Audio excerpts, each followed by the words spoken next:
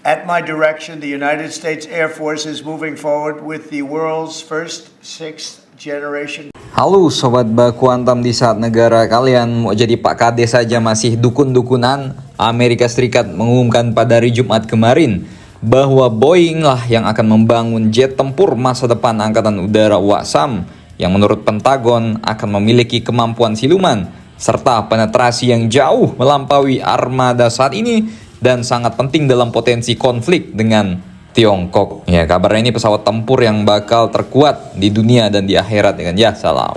Jadi di saat China udah nerbangin, udah gebar-geber jet generasi ke-6, ternyata Amerika nggak mau dong dianggap pelangak pelongo jilid 2 ya kan.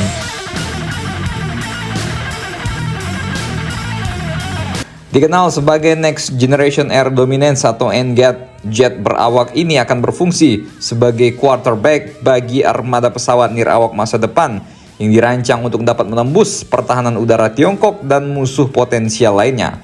Kontrak awal untuk melanjutkan produksi pada versi untuk Angkatan Udara bernilai sekitar 20 miliar dolar. Pemenangnya pada akhirnya akan menerima ratusan miliar dolar dalam bentuk pesanan selama masa kontrak berlaku dalam beberapa dekade mendatang.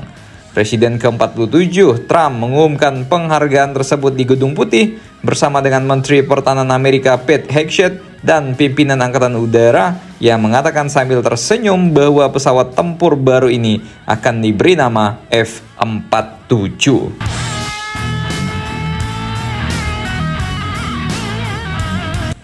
Jenderal David Alvin atau yang biasa dipanggil Sugeng Kembar ini, Kepala Staf Angkatan Udara Amerika, mengatakan akan ada lebih banyak F-47 yang diproduksi daripada F-22 sang balon Slayer, jet tempur canggih yang akan digantikannya.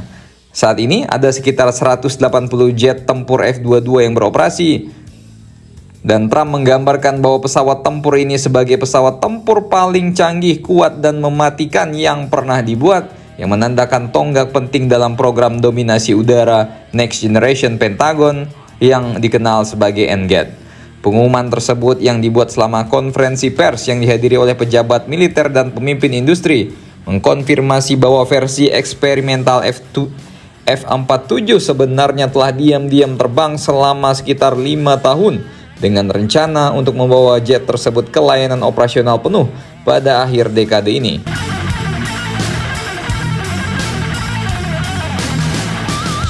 Keputusan ini menandai langkah signifikan dalam upaya militer WASM untuk mempertahankan keunggulan di langit di tengah meningkatnya persaingan dari negara-negara sang rival seperti Tiongkok dan juga Rusia, yang program pesawat tempur canggihnya sendiri telah menimbulkan kekhawatiran di kalangan ahli strategi pertahanan.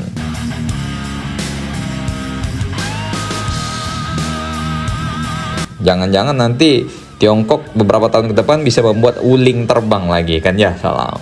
Dengan perkiraan biaya per unit pesawat F-47 ini sebesar 300 juta dolar, ini angka yang sangat besar yang mencerminkan teknologi mutakhir dan desainnya yang ambisius.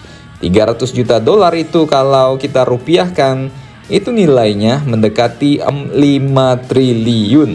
5 triliun, ya ente tahu sendiri kalau dibeliin solar sama NPK Mutiara, ente berenang di kabupaten-kabupaten di Donbas ya kan.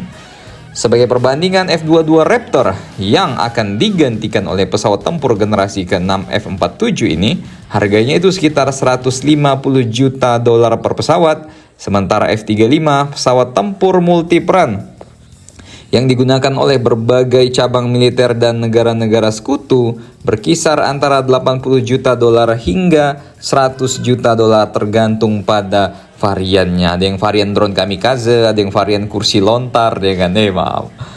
Meskipun detail spesifik tentang fitur F-47 masih dirahasiakan, pejabat militer Amerika yang hadir dalam pengumuman tersebut mengisyaratkan kemampuan siluman yang belum pernah terjadi sebelumnya, kemampuan manuver, dan juga integrasi dengan sistem tak berawak yang memposisikannya sebagai landasan perang udara di masa depan.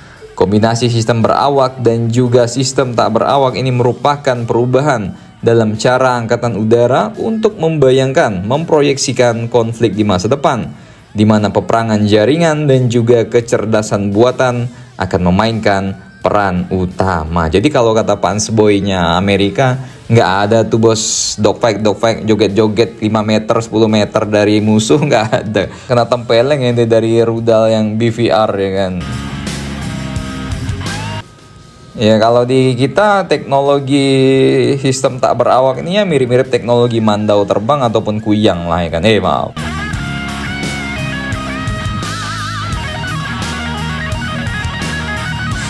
NGAT ini akan menghadirkan tingkat observabilitas rendah yang sama sekali berbeda. Dan NGAT juga akan memiliki jangkauan yang lebih jauh daripada F-35 ataupun pesawat tempur terkini lainnya.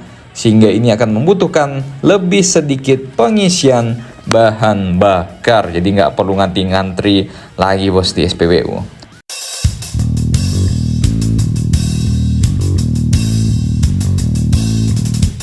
Presiden Amerika mencatat bahwa fase eksperimental jet ini telah dimulai sekitar 5 tahun lalu, sejalan dengan spekulasi bahwa uji terbang telah dilakukan di fasilitas aman seperti Area 51 di Guru Nevada ataupun Pangkalan Angkatan Udara Edwards di California.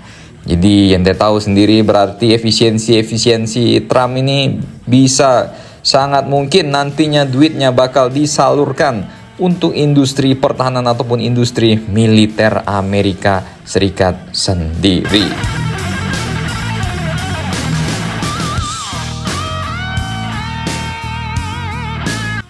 Yang jelas Trump nggak mau kalah sama pesawat tempur generasi ke-6-nya China ataupun Su-57 pesawat tempur generasi ke-5-nya Rusia ya kan. Jadi Amerika memang seperti yang sering admin bilang, kalau masalah rudal pengecerotan ente boleh pegang Rusia bos, tapi kalau masalah angkatan udara pesawat tempur ya ente harus pegang Amerika Serikat sebagai kekuatan pemukul udara yang supremasi udaranya nih bukan kaleng-kaleng kongguan.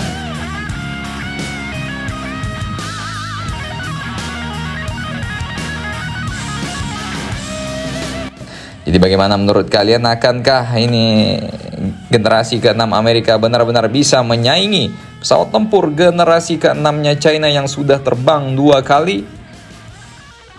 Ataukah ini hanya omon-omon Trump biar kepilih lagi jadi presiden periode ketiga? Ya salah. Silakan komentar dan baku hantam kalian di bawah. At my direction, the United States Air Force is moving forward with the world's first 6th generation fighter jet. Number 6, 6th generation